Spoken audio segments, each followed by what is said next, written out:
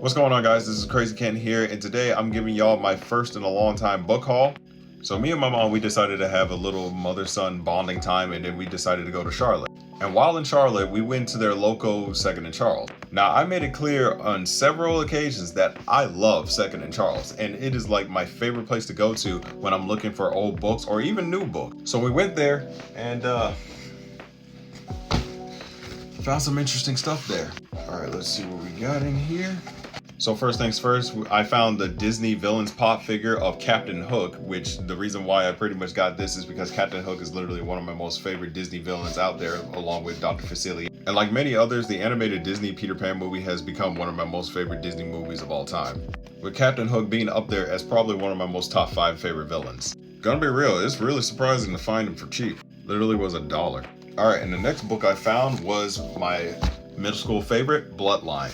And I cannot wait to pretty much start reading this again. So a lot of you probably don't know about this book, and it's not surprising there, but this is pretty much the unofficial sequel to the original Dracula novel. So the story is about Jonathan Saw, who ends up meeting Quincy Harker, who turns out to be the son of Mina Harker. And a lot of you are familiar with who Mina Harker is from the original Dracula novel. I already have the sequel to this, but I spent years trying to look for the first book. And let me tell you, when I pretty much found it, bruh, my excitement was peaked. So we're gonna put that over there.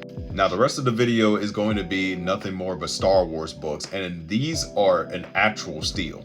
Like, I found these books for $3 and only one book that was like $5. And you're gonna see why the first book is $5 right now. So let's see what it is. So the first book we got is Star Wars: The Rise of the Empire. And what this book is 2 books in one. So it basically has the Tarkin novel as well as the New Dawn novel. Both books I have been excited about and wanted to read for a very long time, especially the one about Kanan Jarrus and how he pretty much became the rebel leader that he was, that we see in Star Wars Rebel. And in the Tarkin novel, it pretty much shows how he was groomed to be a successor to the Empire and working under Palpatine. And the fact that I got 2 books for the price of one is a definite steal. Gonna put that over there.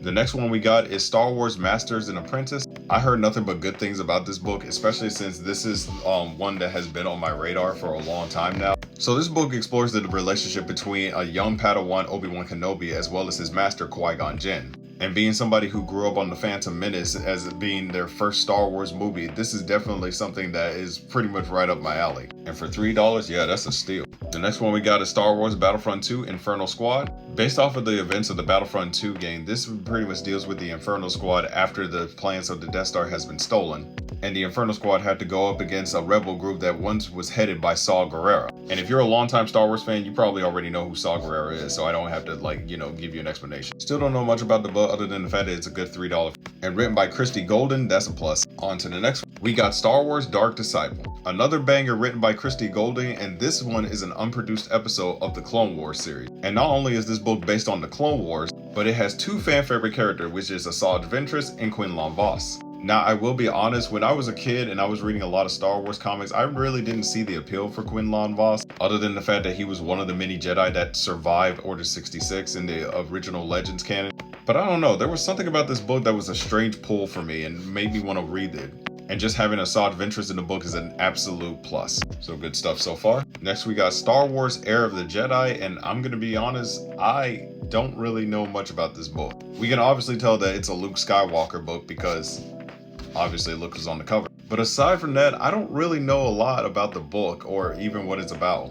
I do know that it takes place after Luke Skywalker destroyed the Death Star, so maybe this is just a solo adventure for him. And yeah, I would look it up on Google and pretty much tell you the summary of it, but then what would be the point? I'm sure it's a lot more fun just jumping into the book. And it must definitely be good because this thing cost me like $5 to get. So I guess we'll see on that one. Now this one, I definitely am looking forward to reading. Written by Claudia Gray, the same Claudia Gray that wrote Masters and Apprentice. Bloodline is a Princess Leia story that takes place way after the events of Return of the Jedi and takes place before the events of The Force Awakens. The story focuses on Leia trying to put forth peace in the new age of the galaxy while trying to rebuild the New Republic. All of this while struggling with the fact that she discovered that she was Darth Vader's daughter. And from what we can tell the cover, this is something that is probably something that she's struggling with throughout the entire novel.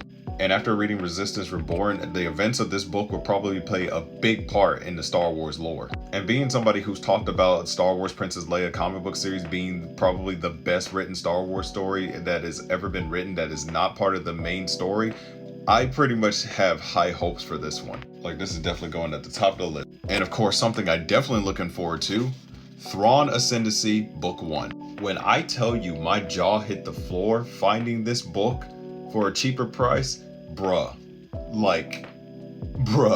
The Thrawn series is another series of Star Wars books that I talk heavily about, saying that it is literally the best written material so far. And given that these books are written by the original author Timothy Zahn, that's a bigger deal than it needs to be. And unlike the original Heir to the Empire story, as well as the current Thrawn trilogy, the Thrawn Ascendancy is basically Thrawn's origin story. So basically, this is Thrawn before we know him now in the original Star Wars canon. I've been dying to get my hands on one of these books, especially since I'm planning on reading the third and final book in the Thrawn trilogy. And after that, I'm going to be starting on the Thrawn Ascendancy series. That way I can learn more about the character, his race, and what the Ascendancy actually is. Definitely going to be a fun time. And this last one is surprisingly not a Star Wars book, but as a matter of fact, it is a Rick Riordan Presents book, and the book is called The Dragon's Pearl. So if you're wondering what Rick Riordan Presents is, it's basically an imprint that he created so he can hire other writers in order to use different mythologies in order to write their own stories. Like, you know how he uses Greek mythology for Percy Jackson, Egyptian mythology for the Kane Saga, and Magnus Chase, he uses Norse mythology. Yeah, it's kind of like the same thing of what his imprint usually does. And basically what Rick Riordan Presents, the imprint that he pretty much created, what it does is that it gets other writers who specializes in other different mythologies in order to write their own stories. So they can pretty much use the same techniques he does by using mythologies that we are either familiar with or unfamiliar with, and use them as a means of pretty much writing great story for kids, as well as pretty much teaching them about certain mythologies that they already don't know.